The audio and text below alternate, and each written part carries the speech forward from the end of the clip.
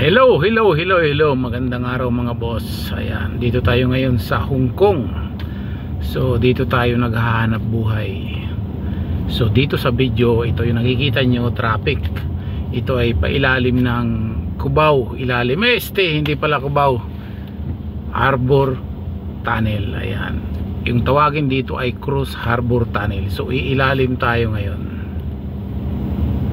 Kala ko Cubao ilalim, nasanay kasi ako sa Cubao ilalim nung namamasada nung wala pang pandemic, EDSA. Ayan, puro tayo Cubao ilalim, hindi tayo nag-ibabaw kasi ang dinadrive ko nung araw sa city operation ay sa Safeway ako. Yan, shout out dyan sa mga batang Safeway, yung mga nakasama ko dyan sa Safeway Rubal Transport. Ayan, ito yung pinakahuli ay Precious Grace. So dito sa video ilalim na tayo. Kung napapansin nyo na yan, ayan yung Harbor Tunnel, Cross Harbor Tunnel. Ayan, ito yung sitwasyon at ito yung kalsada. So yung mga bases dito na namamasada, public transport dito sa Hong Kong ay bibihira ka makakita ng lower o isang ano lang,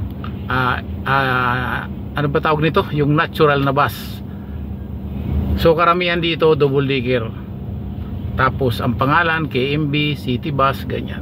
Bibihira yung normal na bus na kagaya sa atin na mababa ang flooring. So karamihan dito ang second floor ay KMB.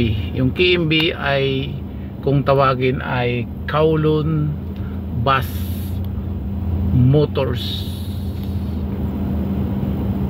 Kowloon Motors Bus Company. Ayan. So ayan, dito na tayo pa ilalim na. Ayan, kitang kita na yung ibabaw po nito.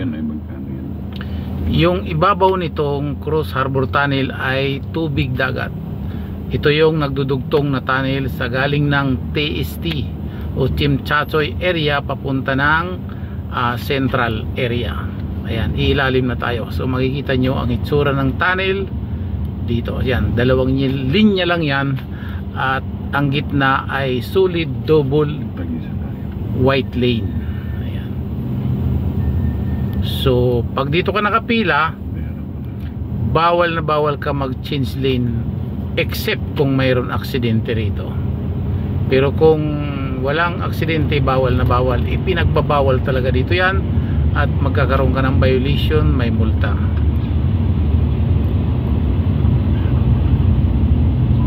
So ito na yung ilalim. Kung nakikita nyo yung buses double decker na city bus, ang ruta niya ay 106.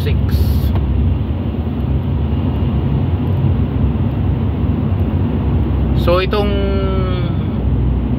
tunnel na to ay mahigit 1 kilometro.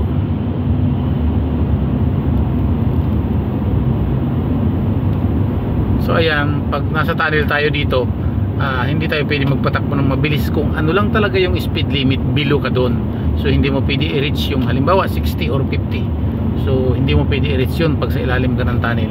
Yun ay hangganan lang. Kasi pag lumagpas ka doon at may nakakita sa yung police or kapwa motorista, i-send yung video muna ikaw ay mabilis. At dito kasi plate number pa lang may violation ka na. Pag nakuha ng police yung plate number ng sasakyan mo, automatic may violation ka na pag ikaw ay lumabag sa kalsada. So naiiba dito, high-tech yung labanan. So ayan, kasalukuyan pa rin nandito tayo sa ilalim ng dagat. So yung ibabaw nito ay sinabi ko kanina na tubig dagat nga. So ibibidyo natin to hanggang sa tayo ay makalabas.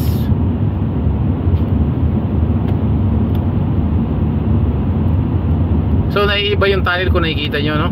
Yung tunnel sa atin sa Pilipinas, kung i-compare natin ng kaunti, may mga tao, may bahay, mayroong palaboy. Dito wala gaanong palaboy. Siguro mayroon din kasi parang may nakita rin ako pa isa-isa, pero hindi kagaya talaga sa atin. Dito kasi itong tunnel na to pwede ka tumiraw, napakalinis,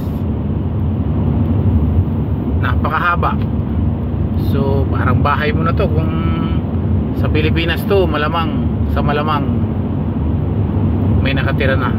So ayan, palabas na nga tayo ng tunnel at ito nakikita na natin ang kaunting liwanag ng buhay natin, ng kalsada sa dulo.